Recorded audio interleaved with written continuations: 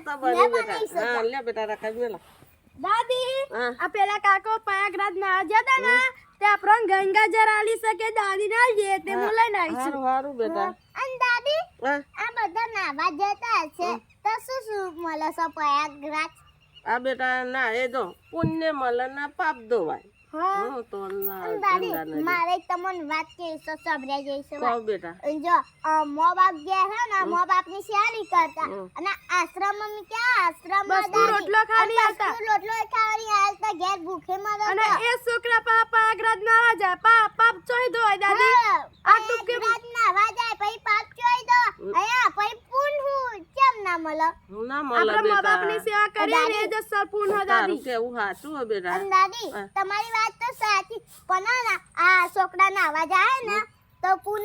ના મળે અને મા બાપ ની સેવા કરે ને તો જ